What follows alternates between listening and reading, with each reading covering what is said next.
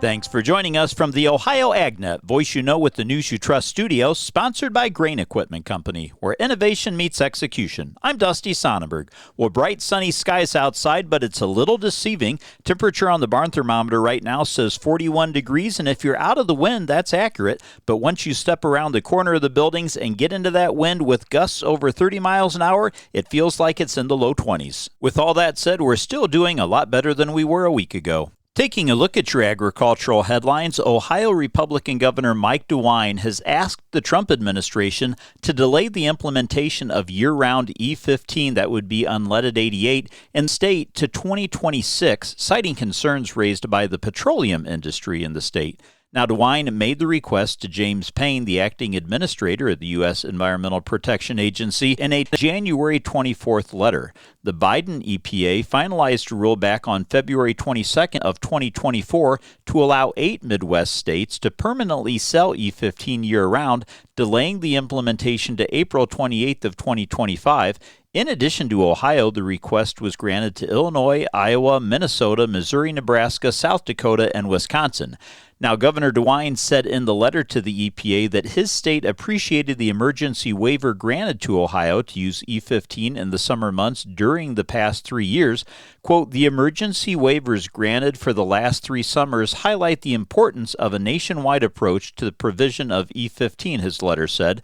Now, my previous correspondence on this issue has consistently advocated for a federal legislative solution that eliminates the state-by-state approach and reduces the risk of supply disruptions and the creation of a, quote, fuel island," he said. Now, as a federal legislative fix has not come to fruition, we have continued to hear concerns from Ohio's petroleum industry about their ability to the necessary infrastructure to comply with the federal rule by the effective date, and therefore Governor DeWine is requesting another delay until no earlier than the spring of 2026. Now, petroleum interests have asked for delays in implementing the year-round E15 in the state because of concerns about meeting supply needs in those states. The fuel retailers in those states would be required to produce 2 new fuel types, regular and premium. Because gasoline distribution systems are connected across the country, the changes in the 8 states are expected to affect fuel quality and supply across the country.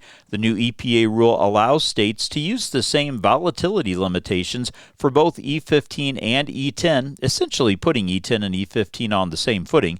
Now, among the 8 states included in the rule are the top 5 ethanol-producing states, which would be Iowa, Nebraska, Illinois, South Dakota, and Minnesota. The 6th highest ethanol-producing state happens to be Indiana, and they are not among the states requesting the permanent waiver. Indiana has had a complicated time getting year-round use, even with just 8 states now allowed to have E15 year-round sales. Trump and his first administration did approve year-round E15 in 2019, with the EPA then immediately approving the action. The U.S. Court of Appeals, though, for the District of Columbia threw out the Trump rule in 2021, stating the EPA had exceeded its authority following a lawsuit from the petroleum industry, and that led the Biden administration granting emergency fuel waivers for year-round sales for the past 2 years. In other agricultural headlines, a La Nina type pattern seems to be setting up for the month of February. It took a while to happen, but La Nina is finally starting to make its influence known in North America. La Nina, which is known as the cold side of the El Nino Southern Oscillation, or the ENSO, typically results in colder conditions across the northern plains and Canadian prairies, while it remains warm across the southern tier of the United States. Now, precipitation tends to favor the Pacific Northwest and the Ohio Valley, while the southern tier is drier overall.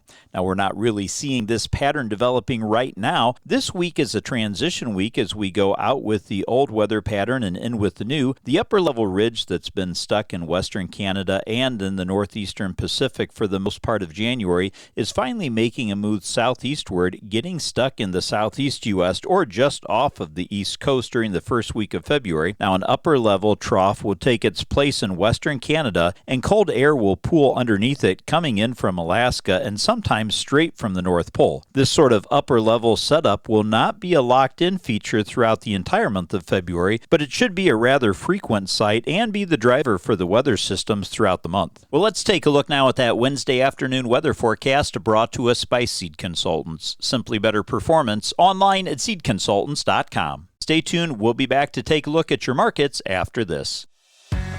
Did you know that soybeans are the secret sauce behind Ohio's booming poultry farms? Each year, poultry consume a whopping 937 million bushels of soybean meal nationwide. This high-protein powerhouse keeps chickens and turkeys thriving, making Ohio number 2 in egg production and number 9 in turkey farming.